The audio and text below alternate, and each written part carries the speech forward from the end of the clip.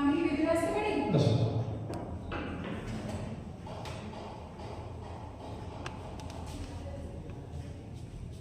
নমস্কার স্যার। বসো।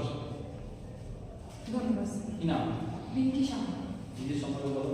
আমার নাম রিঙ্কি সাহা। আমি উত্তর চব্বিশ পরগনা জেলার ঘাটপাড়া থানার অন্তর্গত কানপুর দাসপাড়ার বাসিন্দা। আমি 2022 সালে সাম্মানিক স্নাতক পাশ করি। বর্তমানে আমি বিভিন্ন রকম প্রতিযোগিতামূলক পরীক্ষার জন্য কোন সাবজেক্টে? ইতিহাস। ইতিহাস। ঠিক আছে, ইতিহাস নিয়ে পড়াশোনা করি। হ্যাঁ স্যার। বলো, পানিপথের প্রথম যুদ্ধ কার মধ্যে হয়েছিল? বাবর ও ইব্রাহিম লোদির মধ্যে হয়েছিল। কত সালে হয়েছিল? 1526 খ্রিস্টাব্দে। কোন যুদ্ধে প্রথম কামান ব্যবহার করা হয়? পানিপথের যুদ্ধে। প্রথম পানিপথের যুদ্ধে। কামানের ব্যবহার কে করেছিল? বাবর। কোন যুদ্ধে? পানিপথের যুদ্ধে।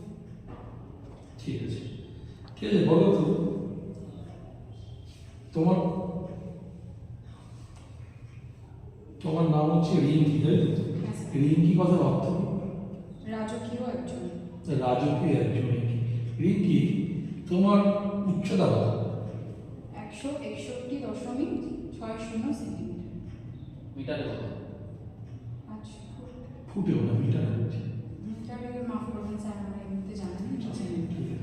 রিঙ্কি, তুমি পুলিশ কেন হতে চাইছো?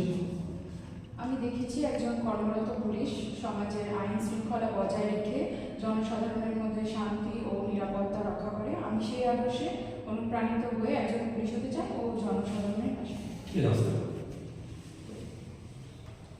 ধন্যবাদ স্যার। ঠিক আছে। ভালো হয়েছে। রিঙ্কি, ভালো কথা দেখো, তোমাকে যেটা বলছি, তোমার মার্কস ভালো পাবে এটা।